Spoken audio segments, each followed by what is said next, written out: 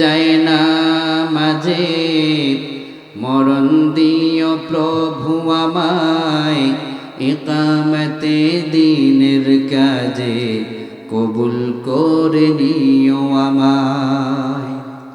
তাহাজ্জুদের যায় না মাঝে মরণ দিও প্রভু আমায় ইকামতে দ্বীনের কাজে শামিল করে নিও আমায়।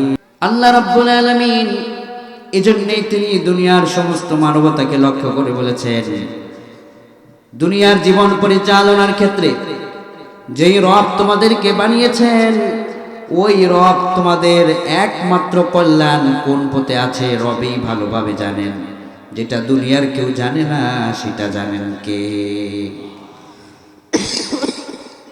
রব জানেন কোনটা আমাদের জন্য কল্যাণকর, কোনটা আমাদের জন্য উত্তম। তো আল্লাহ রাব্বুল আলামিন বলেন, উত্তম কোনটা আমি তোমাদেরকে বলে দিলাম।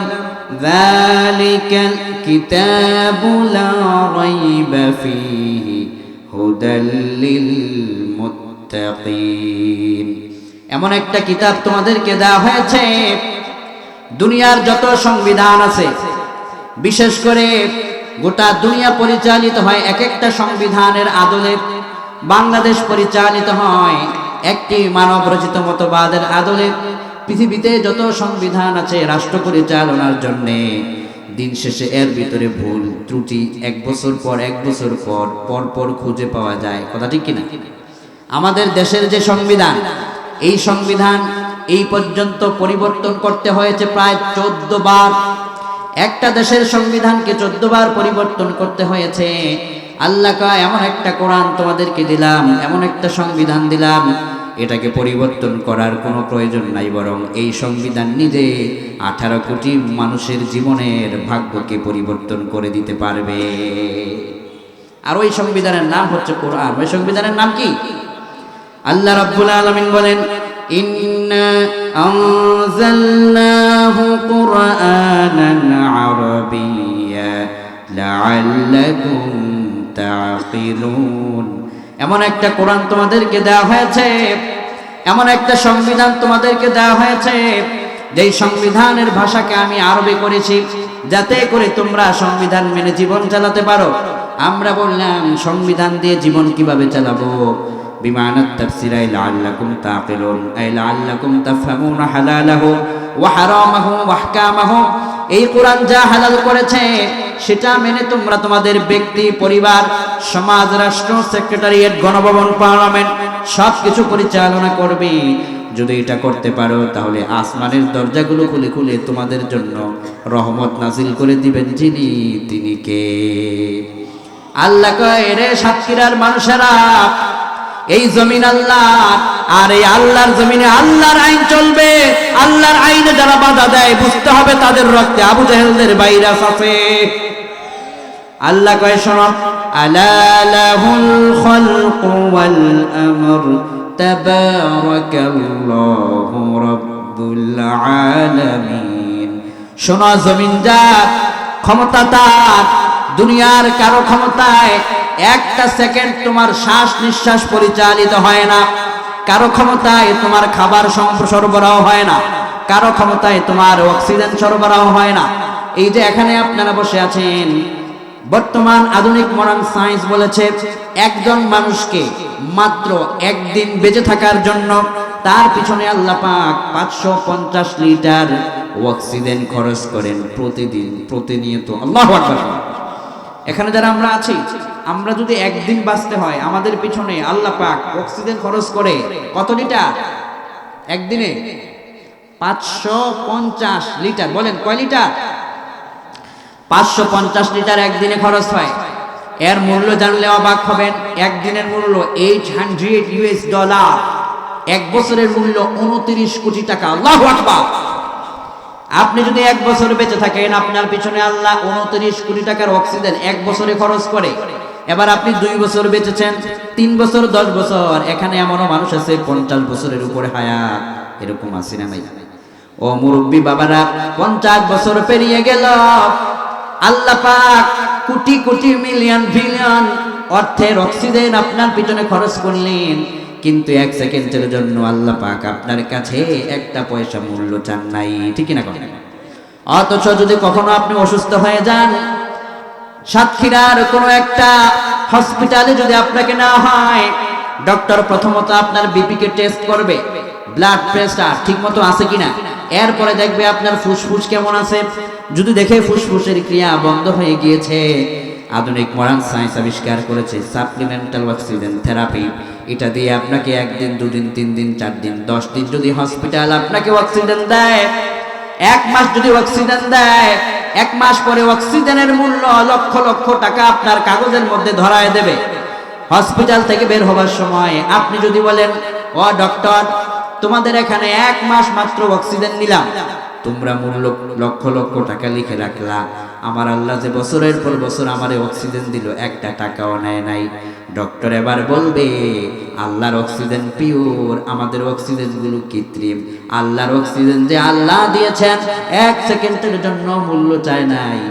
এর জন্য যদি বান্দা কিয়ামত পর্যন্ত সেজদা করে থাকে, সেজদার হক কখনো আদায় হবে না, ঠিক না? চারিদিকে তাকিয়ে দেখেন, আল্লাহর নিয়ামত দিয়ে আপনাকে আল্লাহ কত বড় দয়া করে রেখেছেন। আপনি আল্লাহকে ভুলে যান, কিন্তু আপনার আল্লাহ আপনাকে ভুলে যায় না। সকালের ফজর পড়েন নাই, নাস্তা বন্ধ হয়ে যায় নাই। দুপুরের জোহর পড়েন নাই, দুপুরের খাবারের দরজা আল্লাহ বন্ধ করে দেয় নাই।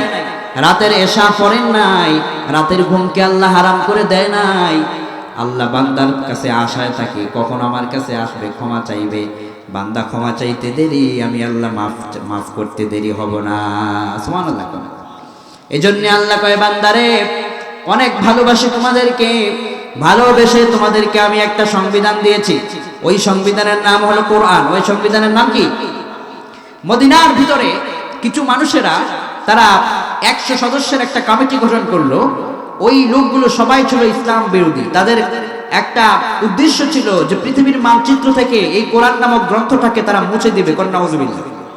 পৃথিবীতে এই কোরআনকে মুছিয়ে দেওয়ার জন্য যারাই চেষ্টা করেছে আজও পর্যন্ত, তারাই মাটির সাথে মিশে গিয়েছে, আল্লাহর কোরআন বিজয় হয়েছে, ঠিক কিনা কন?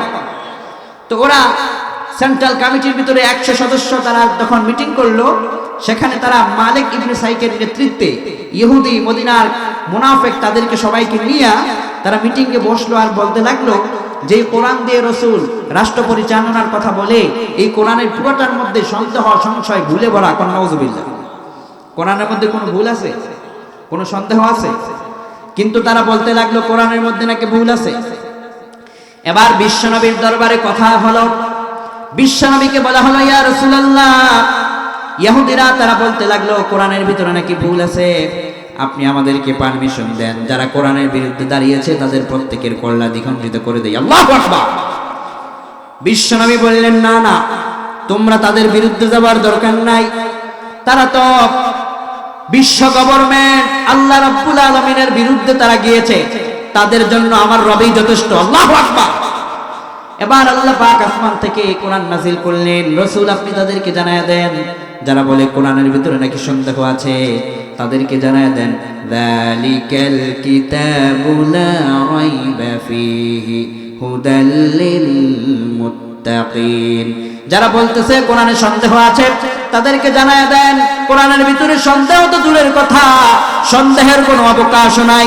যারা এই কোরআন নিয়ে সন্দেহ করে, তাদের 14 গোষ্ঠীর জন্মে সন্দেহ আছে, আল্লাহর কালামে সন্দেহ নাই, ঠিক না কোন?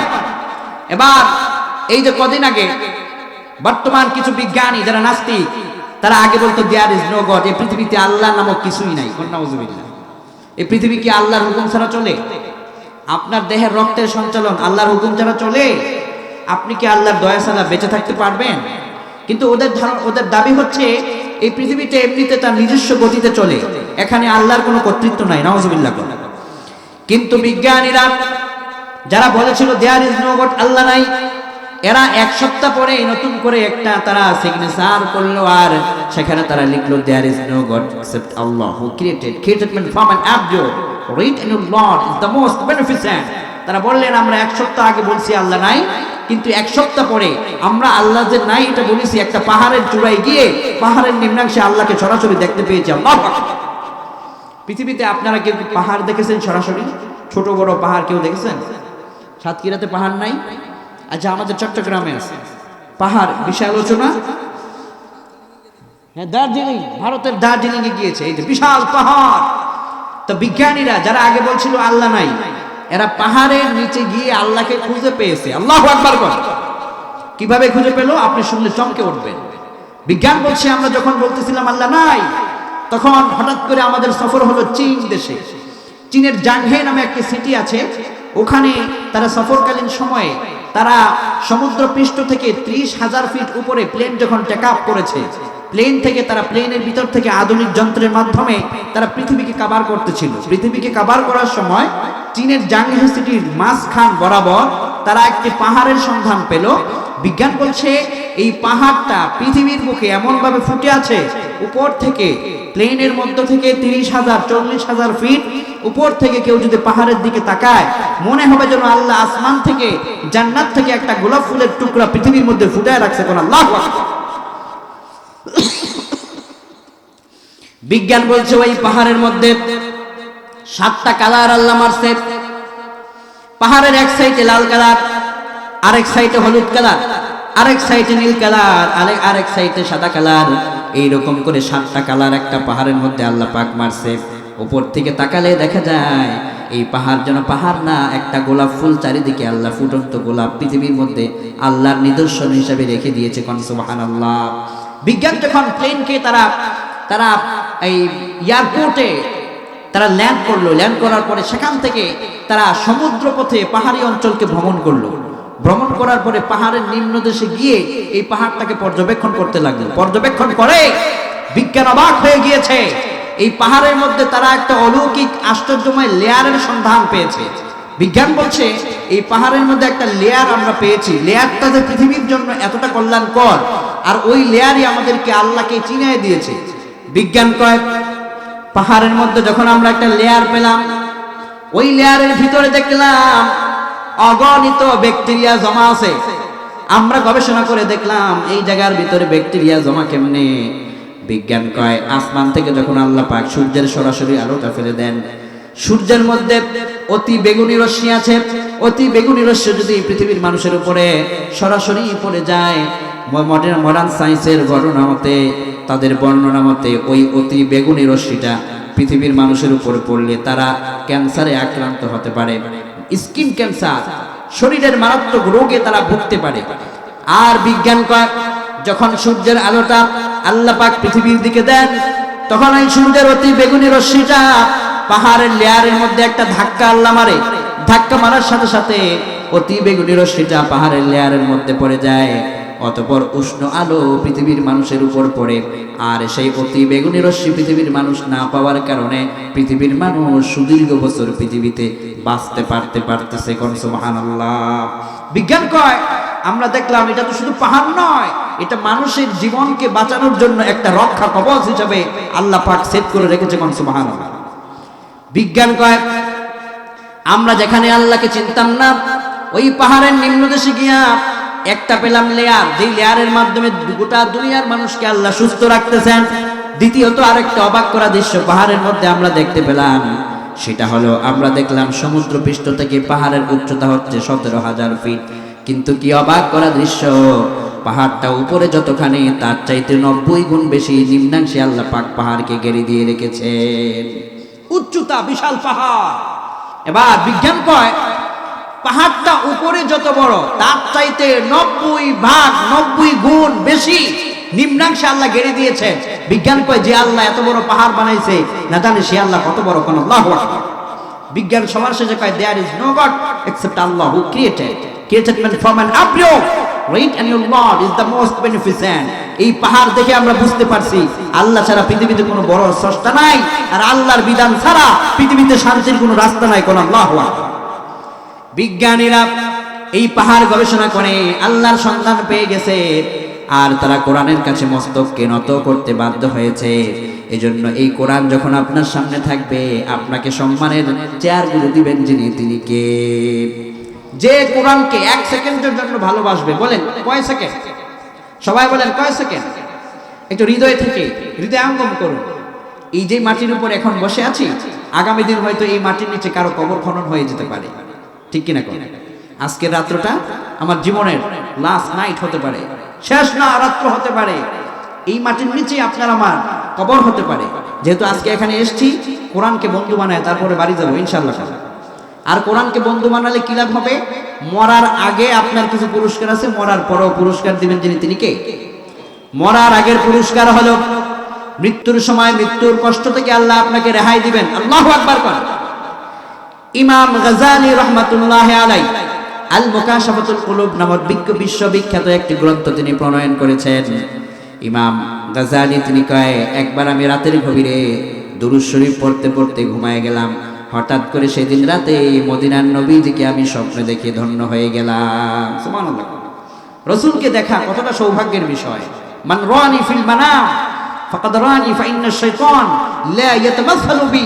যে রাসূলকে দেখেছে, সত্যি আল্লাহ রাসূলকে সরাসরি দেখেছে, কারণ রাসূলের আকৃতি শয়তানও ধারণ করতে পারে না। কোন আল্লাহু আকবার। তো ইমাম গাযালি রাতের মধ্যে স্বপ্নে দেখলেন কাকে? কাকে দেখলেন? প্রাণপ্রিয় রাসূলকে। সুবহানাল্লাহ। আমরা এখানে যারা আছি, আল্লাহ আমাদেরকেও যেন বিশ্ব নবীকে স্বপ্নে যোগে একবার দেখে মরার তৌফিক দেয়, কোন আমিন।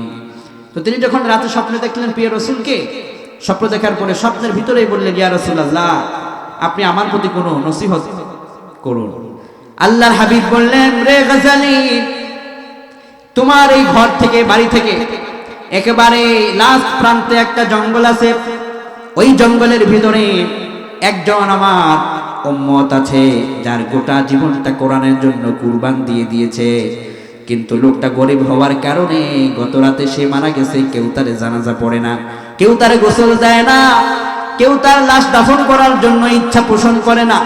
রে গাযালি, তুমি তার বাড়িতে যাও, লাশ তুমি তারে ধোয়াবা, অতঃপর তার কাফনের কাপড় পরাবা, নিজ হাতে তুমি তার লাশটাকে কবরের ভিতরে রেখে দিবা। সুবহানাল্লাহ। কান ইমাম গাযালি স্বপ্নের ভিতরে বললেন, ইয়া রাসূলুল্লাহ, যার সম্বন্ধে আপনি বলেছেন তাকে আমি চিনব কিভাবে? বিশ্বনবী দুইটা আলামত বললেন। এক, তার নাম হবে আব্দুর রহমান। দুই নম্বরে সে সামান্য কৃষক, কাঠুরি, আর তার দুইটা শিশু বাচ্চা থাকবে। আর তুমি দেখবে জঙ্গলের একটা কিনারের ভিতরে তার লাশের সামনে দুইটা শিশু বাচ্চা কান্না করতেছে, দেখলেই তুমি বুঝতে পারবে। গাযালি রাতের ভিতরে আর ঘুম নাই, ঘুম ভেঙে গেল। তিনি সকাল বেলায় ফজর হওয়ার আগে দৌড় আরম্ভ করলেন বাড়ি পর্যন্ত, ওই জঙ্গলে যাওয়া পর্যন্ত। সেখানে লোকেদেরকে গিয়ে জিজ্ঞেস করলেন, তোমাদের এলাকায় কোনো কৃষক কি মারা গেছে নাকি গত রাতে? লোকেরা কয় মারা গেছে, কিন্তু তুমি খবর পাইলা কেমনে? গাযালি কয়, এমন একটা লোক মারা গেছে যিনি এখানে মারা গেছে, কিন্তু তার মরণের খবর মদিনার টাওয়ারের ভিতরে আল্লাহ পৌঁছে দিয়েছে। লোকটা নিশ্চয় আল্লাহর কোন পেয়ারা বান্দা হবে। তোমরা আমাকে তার পরিচয় দাও। তার নাম আব্দুর রহমান, দুইটা শিশু বাচ্চা আছে। লোকেরা অবাক হয়ে কয়, তার নাম যে আব্দুর রহমান, এটা তুমি জানলা কেমনে? শিশু দুইটা বাচ্চা আছে, এটাও জানলা কেমনে? ইমামে গাযালি কয়, কেউ যেটা জানে না সেটা জানেন কে? সবকিছুর ব্যবস্থা আল্লাহ করে দিয়েছেন, সুতরাং তার কাছে আমার নিয়ে যাও। ইমাম গাযালি কাছে গেলেন, গিয়ে দেখলেন সত্যি সত্যি আব্দুর রহমানের লাশটা পড়ে আছে। সাইডের ভিতরে দুইজন শিশু বাচ্চা ওয়াহ ওয়াহ করে কান্না করতেছে। ইমাম গাযালি এলাকার ভিতরে ঘোষণা করলেন, আমি আজ এই অসহায় দরিদ্র কৃষক তার গোসল, কাফন, দাফন, জানাজা সব আমি করব। ঘোষণা দিয়ে যখন তিনি তৈরি হয়ে গেলেন, একটু পরে ইমাম গাযালির যখন কাফনের কাপড় পরানো হলো, জানাজা যখন সম্পন্ন হয়ে গেল, কবরের মধ্যে যখন লাশ নিয়ে যাওয়া হলো, ইমাম গাযালি নিজে তিনি কবরের মধ্যে নামলেন, নিজ হাতে ধরে লাশটাকে নামায় দিলেন।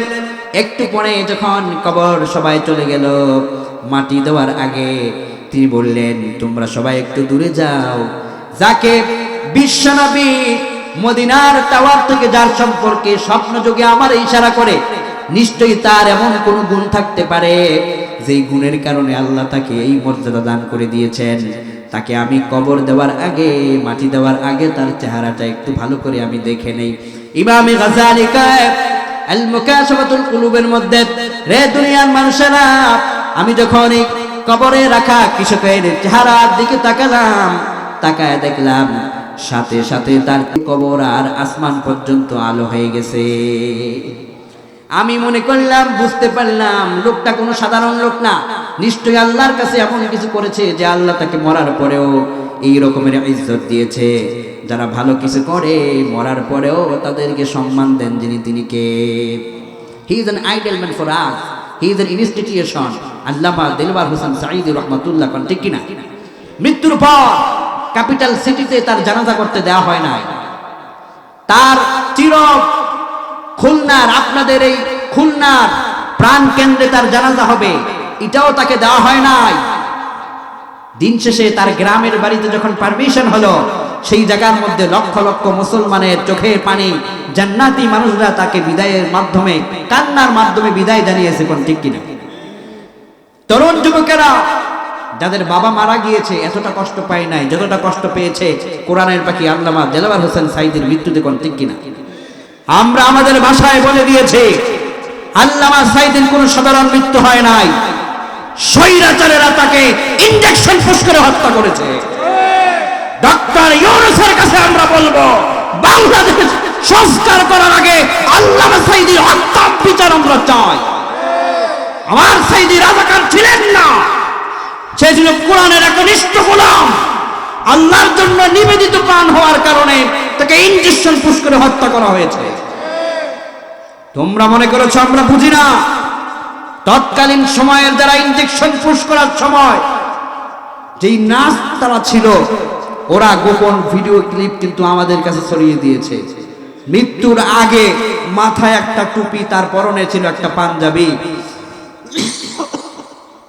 রাতের বেলায় মারা গিয়েছে, বিকেল বেলায় তিনি গাড়িতে যে একটা সালাম দিয়েছেন, অসুস্থ মানুষের সালাম তো এত সুন্দর হয় না। তাদের পরিকল্পনা ছিল আল্লামা সাঈদী বাংলাদেশের তাফসীর জগতের রাজা, যদি সে বেঁচে থাকে বাংলাদেশে কোরআনের রাজ কায়েম হলে এই দেশে নাস্তিক, রাম বাম, কাফের মুশরিকেরা এই বাংলাদেশের মাটিকে ভারতের কাছে বিক্রি করতে পারবে না। মূলত যারা ইসলাম বিদ্বেষী, কোরআনকে যারা সহ্য করতে চায় নাই, তারাই কেবলমাত্র কোরআনের পাখিকে দুনিয়া থেকে নিশ্চিহ্ন করার ষড়যন্ত্র করেছে। কিন্তু ইতিহাস সাক্ষ্য দিয়েছে, যারা বাংলার মাটি থেকে কোরআনকে নিশ্চিহ্ন করতে চেয়েছে, আজকে তারা বাংলার মাটি থেকে নিশ্চিহ্ন হয়ে গিয়েছে। ইতিহাস কাউকে ক্ষমা করে না, ইতিহাস মনে রাখা উচিত। এবং হাতে ক্ষমতা থাকলেই যা তা বলাও যায় না, যা তা করাও যায় না, রবকে ভয় করে চলা উচিত। কোন ঠিক কিনা? তো যেটা বলছিলাম, কিছু মানুষের মৃত্যুর পরও তার প্রতি আল্লাহর দয়ার করুণার প্রমাণ হয়ে যায়। হাটহাজারীর আল্লামা আহমদ শফি রহমাতুল্লাহ মরার পরে তেতুল হুজুর বলে গালি দিছিল, কিন্তু মরার পরে লক্ষ লক্ষ মুসলমান তার জন্য কেঁদেছে। ওই যে জুবায়ের আহমদ আনসারী, আমাদের ব্রাহ্মণবাড়িয়ার একজন স্কলার, মরার পরে লক্ষ লক্ষ মানুষের উপস্থিতি হয়েছে। এই রকম করে যারা ইসলামের জন্য কাজ করে, মরার পরে দেখবেন তাদের মাঠে আল্লাহ পাক মুমিনদেরকে, মুমিনদের ঢল নামায়া দেয়। ঠিক কিনা? করে এটা ইসলামের জন্য, কোরআনের জন্য ভালোবাসা। আল্লাহু আকবার। তো এই আব্দুর রহমান, ইমামে গাজালি লিখেছেন, এই আব্দুর রহমানকে যখন আমি শোয়ালাম কবরে, তার চেহারা থেকে যখন নূরের জ্যোতি বের হয়ে গেল, আমি তখন চিন্তা করলাম আব্দুর রহমানের পার্সোনাল কিছু ওয়ার্ক আছে, আমল আছে, যেটা হয়তো আমি জানি না, যার কারণে সে মারা গেছে এখানে আর তার খবর চলে গেছে মদিনার টাওয়ারে। নিশ্চয়ই তার সঙ্গে রাসূলের একটা যোগাযোগ ছিল। কোন আল্লাহু আকবার। এবার আব্দুর রহমানের স্ত্রীর কাছে পর্দার ভিতর থেকে যুগশ্রেষ্ঠ পণ্ডিত ইমামে গাজালি রহমাতুল্লাহ আলাইহি, বাতিলের মস্তদকে যিনি তৎকালীন সময়ের ইরানকে কাঁপিয়েছিলেন, বাতিলি মতবাদ যখন গোটা পৃথিবীর বুকে মাথা চারা দিয়ে আল্লাহর কোরআনকে নিশ্চিহ্ন করে মানব রচিত মতবাদকে তারা কনস্টিটিউশন বানাবার চেষ্টা করেছিল, ইমামে গাজালি সেখানে দুর্গ হয়ে দাঁড়িয়েছিলেন। আর তার এক একটা কথার দুর্গের কারণে ইরানের ইস্পাহান থেকে শুরু করে 700 বছর পর্যন্ত আল্লাহর কোরআন দিয়ে তারা গোটা পৃথিবীটাকে কোরআন দিয়ে চালাবার শক্তি পেয়েছিল। সুবহানাল্লাহ। সেই ইমাম গাজালি তিনি কয়, এরপরে আমি খোঁজ করলাম যে আব্দুর রহমানের কি পার্সোনাল আমল ছিল, একটু খবর নাও। ছোট্ট শিশুকে সামনে রেখে ওই আব্দুর রহমানের স্ত্রীকে প্রশ্ন করা হলো, রে আল্লাহর বান্দি, তুমি তো তোমার প্রিয় স্বামীর ব্যাপারে হয়তো জানো, তোমার স্বামীর এমন কি আমল ছিল যে মরার পরে তার চেহারা থেকে একটা আলো বেরিয়েছে, আসমান পর্যন্ত আলোকিত হয়ে গেল। এবার ওই মহিলা কয়, আমার স্বামী একেবারে দরিদ্র লোক ছিল, অসহায় ছিল, তেমন কোরআন তেমন কিছু তিনি পারতেন না, কিন্তু হৃদয়ের ভিতরে তার কোরআনের প্রতি ভালোবাসা আছে না নাই? আমার স্বামীর হৃদয়ের মধ্যে কোরআনের প্রতি এতটাই ভালোবাসা ছিল, যখন তিনি কৃষিকাজ করে মাঠের কাজ শেষ করে রাতের বেলায় বাড়ি ফিরতেন, সবার আগে তিনি একটা বার আল্লাহর কোরআনকে চুমু খাইতেন। আল্লাহু আকবার! সবার আগে কোরআনকে চুমু খাইতেন। আমরা যখন সবার আগে বাড়িতে প্রবেশ করি, বাড়িতে গিয়া সর্বপ্রথম আমরা আমাদের মোবাইল ফোনটা দেখি ফেসবুকের মধ্যে কে কয়টা মেসেজ করছে, ঠিক না? কোন আমরা দেখি আমাদের ঘরের ভিতরে, আমাদের ঘরের যেখানে আমি শুইব শয়ন কক্ষ, গৃহের ভিতরে যদি কোনো টেলিভিশন থাকে, আজকে কয়টা খবর আছে, কে কি করছে, আগে খবরটা লাগাও, এরপরে আমি ঘুমাবো। কিন্তু এই লোকটার প্রথম কাজ ছিল ঘরের ভিতরে ঢুকে এসে আল্লাহর কোরআনকে চুমা খাইতো। সুবহানাল্লাহ কোন? যখন কোরআনকে চুমু খাইতো, চুমু খাওয়ার পরে এরপরে খাবার দাবার শেষ করে স্ত্রীকে বলতো যে তুমি দয়া করে সন্তানদেরকে নিয়ে শুয়ে পড়ো, স্ত্রীর হক আদায় করে এরপরে সে একটা আলাদা কামরায় গিয়ে সারা রাত দুইটা কাজ করতো। এক, তাহাজ্জুদের সেজদা, দুই, সে কোরআনে কারিমটার দিকে তাকাইয়া অঝর দ্বারায় কাঁদতো। কোন আল্লাহু আকবার! কিন্তু একটা আশ্চর্যের বিষয় ছিল, এই লোকটা কোরআন পড়তে পারতো না, কোরআন পড়তেই পারতো না। তার স্ত্রী বলল, প্রতিদিন যখন ঘরে আসে কোরআনটাকে যখন চুমু খাইতো, আমি দেখতাম তার চোখ দিয়ে অঝর দ্বারায় পানির ফোঁটাগুলো পড়ে। রাতের গভীরে যখন তিনি সেজদায় পড়ে থাকতেন, দেখতাম চোখ দিয়ে অঝর ধারায় পানি পড়ে। আর কোরআনকে তিনি চুমু খাইতেন, তাকায়া থাকতেন।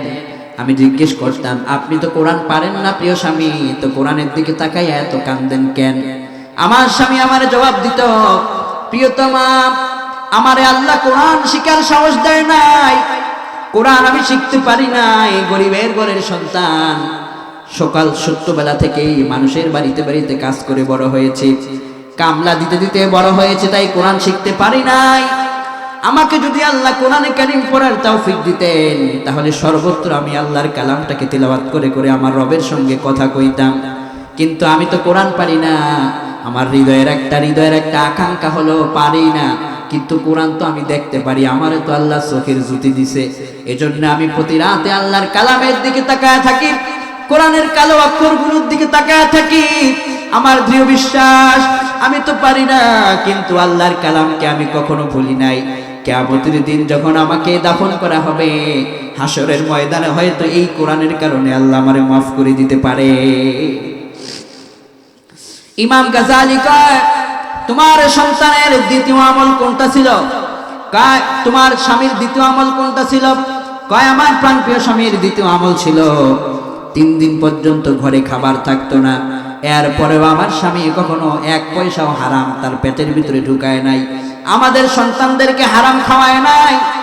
আমি তার স্ত্রী, 1 পয়সাও হারাম খাওয়া আমার খাওয়ায় না। সে আমাকে বলতো, দুনিয়াতে হারাম টাকা দিয়া পোলাও কুরমা খাওয়ার চেয়ে হালাল টাকা দিয়া ভর্তা মাছ খাওয়া ভালো, আর না যদি আল্লাহ দেয় ধৈর্য ধারণ করা ভালো। তবুও হারাম খেতে নেই, হারাম খেলে আল্লাহর সঙ্গে বান্দার সম্পর্ক নষ্ট হয়ে যায়। আল্লাহু আকবার। একজন কৃষক, সাধারণ মানুষের হৃদয়ের মধ্যে দেখেন কত চিন্তা। হালাল খাবার সে খেয়েছে, আর প্রতি রাতে আল্লাহর কোরআনে কারীম তার চুমা খাইছে।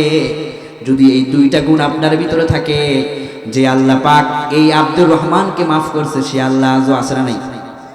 সেই জন্য এখন থেকে যারা আমরা কোরআনে কারীমকে পড়ি না, পড়তে যদি নাও পারি, কোরআনটা হাতে নিয়ে চুমা খেয়া কোরআনের দিকে তাকাইয়া অন্তত সূরা ইখলাসটাও তো পারি, সেটাই পড়বো ইনশাআল্লাহ। পারবো না ইনশাআল্লাহ? বিশ্বনবী বললেন, কোরআনের সঙ্গে সম্পর্ক করো। এই যে এখানে মাদ্রাসার ছাত্রদের মাথায় আপনারা পাগড়ি দিলেন, পাগড়ি তো আমি দেই নাই, আপনারা সবাই মিলে তাদের জন্য দোয়া করেছেন। এটা তো তাদের মাথায় শুধু দুনিয়ার পাগড়ি নয়, এটা হচ্ছে জান্নাতের একটা মোহরানা দেওয়া হয়েছে। সুবহানাল্লাহ। আর এই বরকত এই এলাকাবাসীকে দিবেন যিনি, তিনি কে?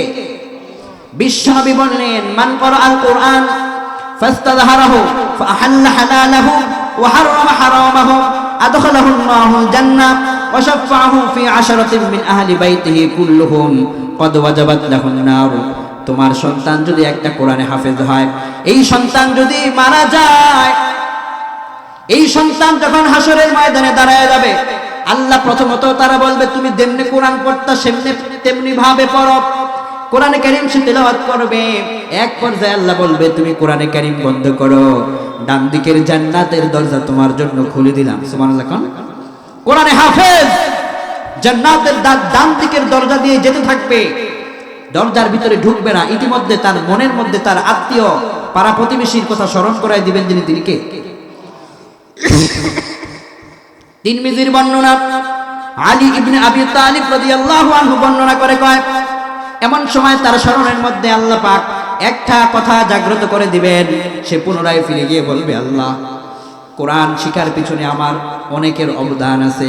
এই যে আপনার মাদ্রাসায় টাকা দেন, পয়সা দেন, সহযোগিতা করেন, একটাও বৃথা যাবে না ইনশাআল্লাহ। কোন বিশ্ব নবী বললেন, তখন এই কোরআনের পাখি বলবে, আল্লাহ, যারা আমাকে প্রমোট করেছে, কোরআন শিখাবার কাজে সহযোগিতা করেছে, তাদেরকে একটু আপনি যদি পারমিশন দেন, আমি তাদের সঙ্গে একটু কথা বলতে চাই। আল্লাহ বলবেন, শুধু কথা নয়, যারা কোরআন তোমাকে প্রমোট করেছে, তোমাকে যাদেরকে ভালো লাগবে, যাদের জন্য জাহান্নামের আগুন ওয়াজিব হয়ে গেছে, এমন 10 জন ব্যক্তি যারা পুরোপুরি জাহান্নামের আগুনের মধ্যে দা করে জ্বলতেছে, এই জাহান্নামে জ্বলা ব্যক্তিদেরকে 10 জনকে টেনে জান্নাতের ভিতরে ঢুকায় নেওয়ার জন্য, কোরআনের জন্য তোমারে আমি আল্লাহ পাক পারমিশন দিয়ে দিলাম। এই জন্য একটা সন্তানকেও হলো কোরআনে হাফেজ বানাবেন, কোরআনের আলেম বানাবেন।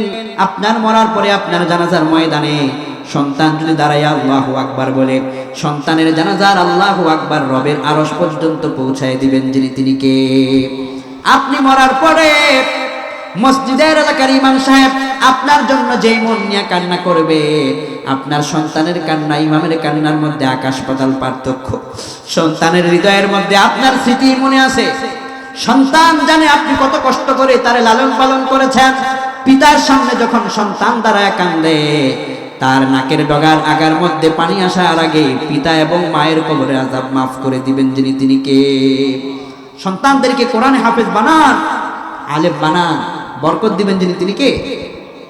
এজন্য আল্লাহ কয়, শুনুন, ওয়াল্লাযীনা আমানু ওয়া আমিলুস সালিহাতি ওয়া আমানু বিমা নুযিলা আলা মুহাম্মাদ ওয়া হুয়াল হাক্কু মির রাব্বিহিম কাফারা আনহুম সাইয়্যাতিহিম ওয়া আসলাহা বালাহুম। একটা কাজ করো, কোরআনকে তুমি সংবিধান হিসেবে ঘোষণা দাও, আর আমি আল্লাহ পাক ওয়াদা করলাম তোমার জিন্দেগীর সমস্ত পাহাড় পরিমাণ গুনাহ আমি আল্লাহ গনে গনে মাফ করে দেব। ওয়া আসলাহা বালাহুম, তোমার পরিবার, তোমার সেক্রেটারিয়েট, তোমার গণভবন, তোমার বঙ্গভবন, তোমার জাতীয় সংসদ ভবন, তোমার জীবনের প্রত্যেকটা পরতে পরতে কোরআন যখন মানবে, আমি আল্লাহ পাক উন্নতির দরজাগুলো খুলে দিব। আল্লাহর উন্নতি পাবে যারা, সফল হতে পারবে তারা, ঠিক কিনা কোন? এজন্য আমরা আমাদের ব্যক্তি, পরিবার, সমাজ, রাষ্ট্র, আগামীর জাতীয় সংসদ ভবন আল্লাহর কোরআন দিয়ে চলুক, আমরা চাই কি চাই না? দুহাত তুলে আল্লাহকে দেখাই, আল্লাহ এই হাতগুলোকে কবুল করো।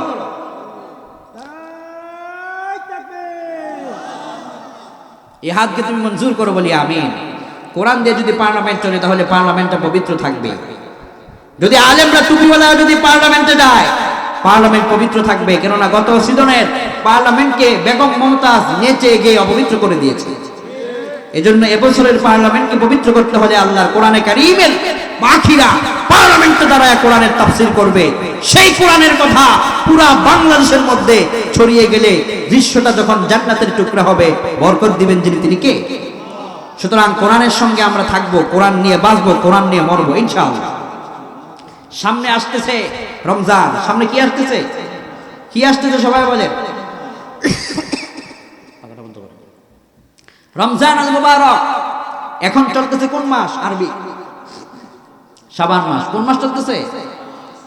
বিশ্বনবী যখন শাবান আসতো রমজানের আগে, এই যে এখন যে কথাগুলো বলবো পূর্বের কথা চেয়ে এই কথাগুলো গুরুত্বপূর্ণ। রমজানের আগে এখন থেকে 5টা আমল ছাড়বেন না। রমজানের আগেই 5টি আমল যদি আপনি শুরু করেন তাহলে আপনাকে, আপনার পরিবার, স্ত্রী, সন্তান সবার মধ্যে একটা পার্সোনাল বরকত দিতে পারেন যিনি, তিনি কে? রমজানের আগে এই 5টা আমল কেউ ছাড়বেন না। যাদের মোবাইল আছে রেকর্ড করা শুরু করুন, যাদের কলম আছে লিখতে শুরু করুন, আর যাদের কিছু নাই মন দিয়ে শুনুন। এই কথাগুলো রোজার আগেই আপনার দরকার, বলেন ইনশাআল্লাহ। বিশ্বনবী দোয়া করতেন, পড়েন আমার সাথে, আল্লাহুম্মা বারিক লানা ফি রজব ওয়া শাবান ওয়া বাল্লিগনা রমাদান। পারেন এই দোয়াটা?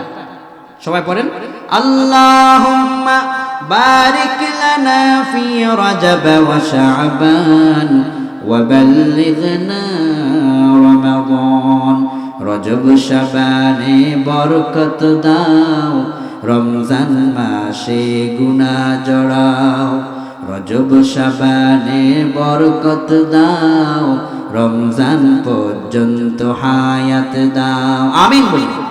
বিশ্বনবী বলতেন, আল্লাহ যখন আপনি আমারে বাঁচায় রাখছেন, রোজা পর্যন্ত আমারে বাঁচায় রাখেন, যাতে করে রমজানের পুরা রোজাটা আমি সেজদা দিয়া কোরআন তিলাওয়াত করে কাটাতে পারি। কোন সুবহানাল্লাহ। রমজানের আগে 5টি আমলের মধ্যে প্রধান আমল হলো এখন থেকে প্রতিদিন কন্টিনিউ 100 বার পড়বেন সুবহানাল্লাহি ওয়া বিহামদিহি। বলেন দোয়াটা, সুবহানাল্লাহি। বিশ্বনবী বললেন, সহিহ বুখারী জিলদে 2 খণ্ডের বর্ণনা, কোন মানুষের গুনাহ যদি আটলান্টিক মহাসাগর পরিমাণ থাকে, কি পরিমাণ?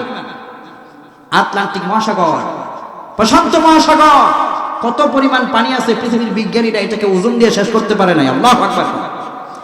আল্লাহর হাবিব বললেন, প্রশান্ত মহাসাগর পরিমাণ যদি তোমাদের কারো গুনাহ থাকে, দৈনিক যদি এই দোয়াটা পড়ো সুবহানাল্লাহি ওয়া বিহামদিহি 100 বার, তাহলে যেই জায়গায় বসে পড়বে ওই জায়গায় আটলান্টিক মহাসাগর পরিমাণ গুনাহ থাকলেও তোমারে মাফ করে দেওয়া হবে। এখন থেকে এই দোয়াটা 100 বার পড়বেন সুবহানাল্লাহি। সবাই পড়ুন, যারা পারেন না শিখে নিন, সুবহানাল্লাহি ওয়া বিহামদিহি। মুখস্থ হয়েছে সবার? 2 নম্বর, প্রতিদিন এখন থেকে 1 আয়াত হলেও কোরআন পড়বেন ইনশাআল্লাহ। আমরা কোরআন থেকে অনেক দূরে সরে গেছি না? আমরা কোরআন থেকে দূরে গেছি। কোরআনের সামনে নাস্তিক, রামবাম, কাফের, মুশরিকরা এখন কোরআনের কাছে আসছে। তারা জানে যে কোরআন ছাড়া পৃথিবীতে বাঁচার, শান্তির কোনো রাস্তা আর নাই। লস অ্যাঞ্জেলেস টাইমস রিপোর্ট করেছে ক্যালিফোর্নিয়া থেকে, তারা সেখানে লিখেছে যে এই কোরআনকে, that true religion true Allah is Islam, কোরআনের একটা আয়াত, ইন্নাদ-দীনা ইনদাল্লাহি ইসলাম, এটাকে গবেষণা করে লস অ্যাঞ্জেলেস টাইমে ক্যালিফোর্নিয়াতে আমেরিকার ভিতরে প্রতি বছর 1,50,000 খ্রিস্টান কালেমা পড়ে শুধু কোরআন দেখে দেখে মুসলমান হয়ে যাচ্ছে। শুধুমাত্র ভারতের লস অ্যাঞ্জেলেসে না, ভারতের ভিতরে শর্মিলা ঠাকুর নামে একজন অভিনেত্রী, হয়তো আপনারা নাম শুনেছেন, ইতিহাসের মঞ্চ কাঁপিয়েছে। সে কদিন আগে কালেমা পড়ে মুসলমান হয়েছে। হেমা মালিনী কালেমা পড়ে মুসলমান হয়েছে। অমৃতা সিং কালেমা পড়েছে। জিজ্ঞেস করা হলো, কেন তোমরা কালেমা পড়লা? True religion true Allah is Islam. আমরা কোরআনের ইসলামকে তাকিয়েছি, তাকাবার পরে দেখলাম কোরআনের মতো, ইসলামের মতো সুন্দর মহত্তম এই পৃথিবীতে কনস্টিটিউশন আর একটাও নাই। এই জন্য কোরআনকে চুমা খায়া আমরা কালেমা পড়ে মুসলমান হয়ে গেছি। কোন আল্লাহু আকবার। তো এই জন্য কাফেররা এখন কোরআন কারীম চুমা খায়, কোরআনে কারীমের দিকে তাকায়, কোরআন থেকে জ্ঞান নেয়। আমরা মুসলমান সকালবেলায় ঘুমায় থাকি, কোরআনে কারীমের তেলাওয়াত অধিকাংশই আমাদের নাই, ঠিক কিনা? কোন এখন থেকে কোরআনে কারীমের তেলাওয়াত আমাদের চালু করব। অন্তত প্রতিদিন 1 আয়াত হলেও পড়ব। যদি বড় কোনো সূরা না পারি, তাহলে ছোট্ট সূরা সূরাতুল ইখলাস আমরা পারি কি পারি না? আজকের এই মাহফিলে কি মা বোনেরা আসছে? মা বোনেরা আছে? আমার যুগের খাদিজা, আমার যুগের আয়েশা, আমার মায়েরা, তোমাদের পায়ের তলায় আল্লাহ তোমাদের সন্তানদের জান্নাত রেখে দিয়েছে। ও আমার মায়েরা, প্রতিদিন সকালবেলায় অন্তত 1টা আয়াত পড়বেন। আপনারাও পড়বেন, আমরা সবাই পড়ব। সূরাতুল ইখলাসটা 1 বার হলেও পড়ব। রমজানের আগের 5 আমলের দ্বিতীয় আমল, এখন থেকে কোরআনে কারীম তিলাওয়াতের অভ্যাসটা করব ইনশাআল্লাহ। কেননা রমজান হচ্ছে কোরআনে কারীম নাজিলের মাস।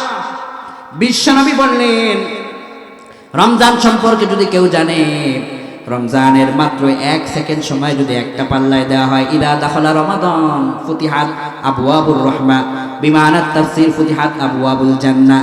রমজান যেদিন শুরু হয়ে যাবে, আল্লাহ রমজানের খুশিতে সমস্ত জান্নাতের সবগুলো দরজা আল্লাহ খুলে দিবে। রমজানের এত দাম, এজন্য রমজান আসার আগে প্রতিদিনের 5 আমলের দ্বিতীয় আমল হলো এখন থেকে কোরআনে কারিম প্রতিদিন 1 আয়াত হলেও পড়ব।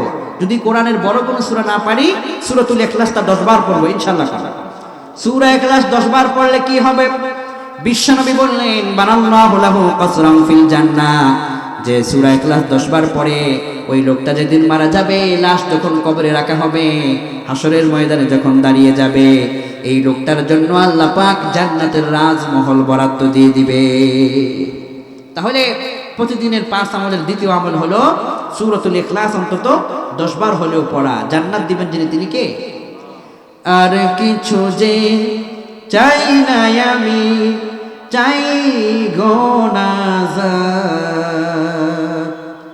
আল্লাহ তোমার কাছে আমার এই মোনাজাত, আল্লাহ তোমার কাছে আমার এই মোনাজাত। বলেন, আর কিছু যে চাই না আমি, চাই গো নাজাত, আল্লাহ তোমার কাছে আমার এই মোনাজাত, আল্লাহ তোমার কাছে আমার এই মোনাজাত। আমিন। আমি কিছুই চাই না, শুধু আমার রবের জান্নাতটা চাই, তাহলে আমি সফল হয়ে যাব, কোন ঠিক কিনা? তো বিশ্বনবী বললেন, সূরাতুল ইখলাস দ্বারা 10 বার প্রতিদিন পড়ে, বানাল্লাহু লাহু কসরাম ফিল জান্নাহ, লোকটা মারা গেলে জান্নাতের রাজমহলটা তার জন্য আল্লাহ পাক বরাদ্দ দিয়ে দিবে। রমজানের আগে 3 নম্বর আমল হলো প্রতিদিন বিশ্বনবীর উপরে অন্তত 10 বার দুরূদ শরীফ পড়বেন। কয়বার?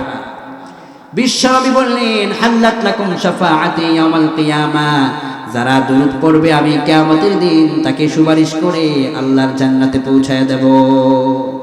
তাহলে প্রতিদিনের 5 আমলে, রমজানের আগের 5 আমলের তৃতীয় আমল হলো এখন থেকে দুরূদ পড়ব। যখন মসজিদে গিয়েছেন, জামাতের সময় বাকি আছে 5 মিনিট, বসে বসে গুনগুন করে দুরূদ পড়তে থাকুন। আপনি যখন দুরূদ পড়বেন এখানে, কিয়ামতের দিন বলেন, নাসি বিয়াউমাল কিয়ামা আকতারুহুম আলাইয়া সালাতান, যার দুরূদ যত বেশি হবে রাসূলের পাশের জান্নাতে সে তত আগে যেতে পারবে। কোন আল্লাহু আকবার।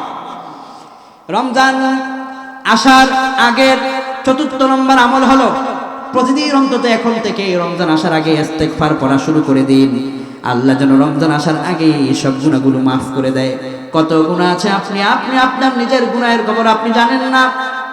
পাহাড় পরিমাণ গুনাহ হয়ে গেছে, তওবা করার সুযোগ হয় নাই, ক্ষমা চাওয়ার সুযোগ হয় নাই। এখন থেকে প্রতিদিন একবার হলেও পড়বো আস্তাগফিরুল্লাহ অথবা আল্লাহুম্মা গফিরলি ওয়া তুব আলাইয়া। বিশ্বনবী কয়, বান্দা যখন রবের দরবারে ক্ষমা চায় আর যখন আল্লাহর কাছে তওবা করে, আত্তাইবু মিনাজ যামবি কামান লা যামবালা, মানুষ যখন তওবা করেছে, ক্ষমা চেয়েছে, তার গুনাহটাকে আল্লাহ এমন ভাবে মাফ করে যেন মনে হয় তার আমলনামার মধ্যে আগে একটাও গুনাহ ছিল না। সুবহানাল্লাহ। আপনার গুনাহ যত বেশি, আপনার গুনার খবর আপনার ছেলেরা জানে? এখানে যারা আছেন, আপনার গুনার খবর আপনার মেয়েরা জানে? যদি ছেলেরা জানতো আপনাকে পিতা বলে ডাকতে ছেলের লজ্জা হতো। এজন্য আপনার গুনাহগুলোকে গোপন রেখে দিয়েছেন যিনি, তিনি কে?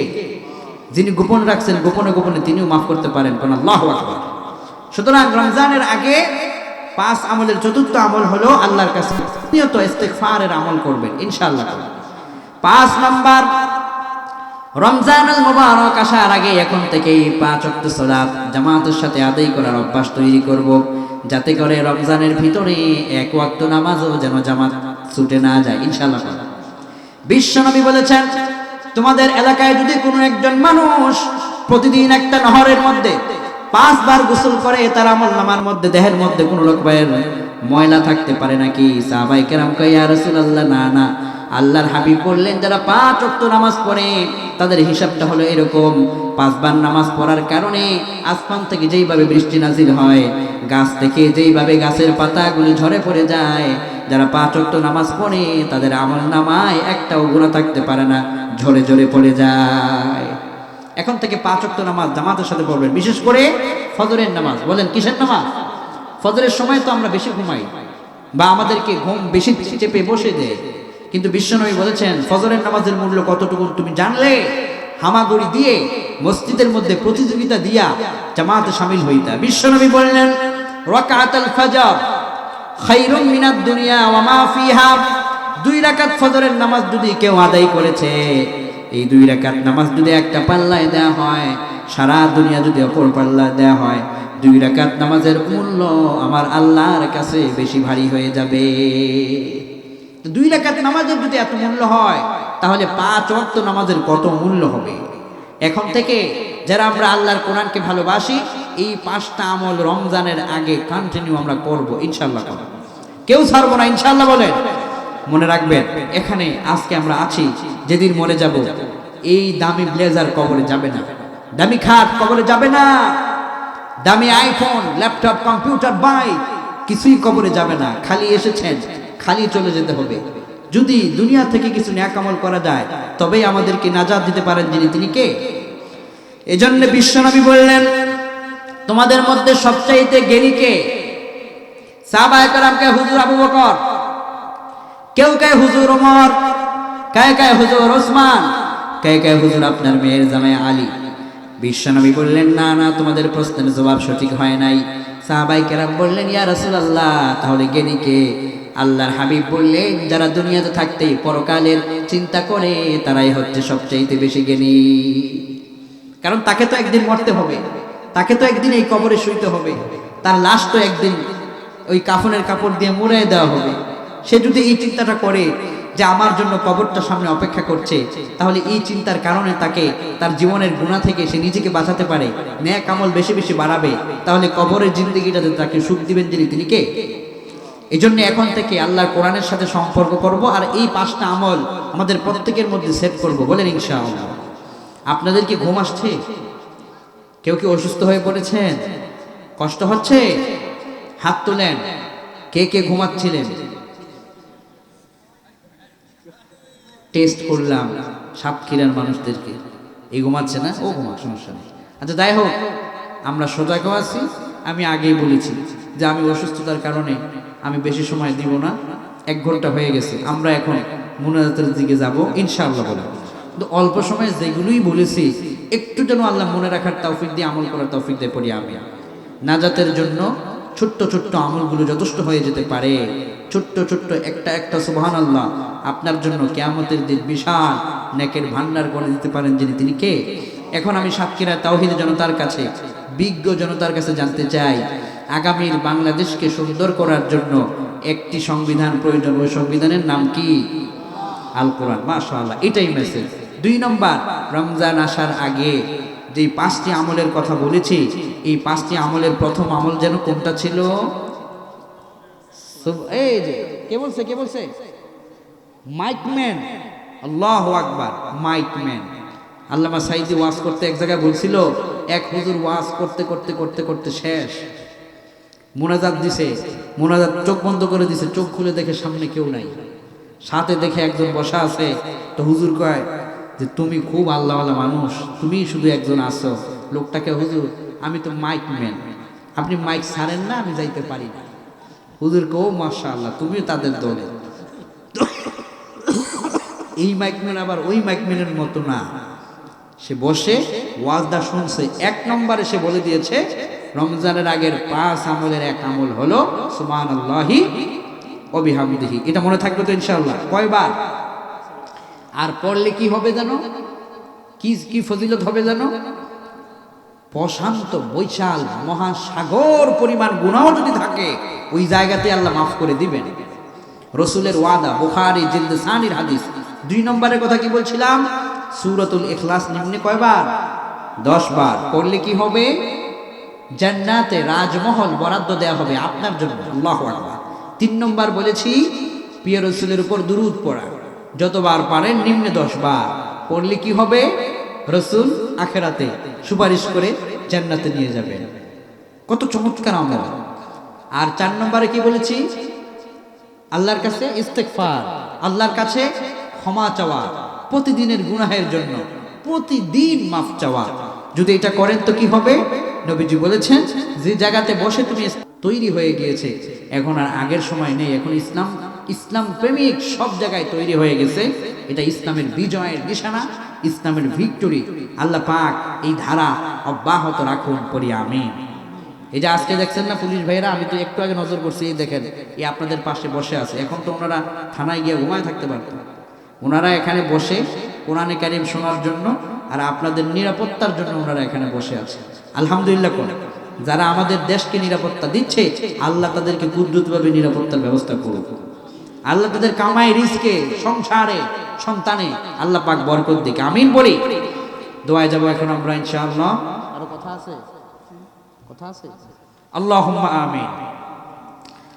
আলহামদুলিল্লাহি রাব্বিল আলামিন।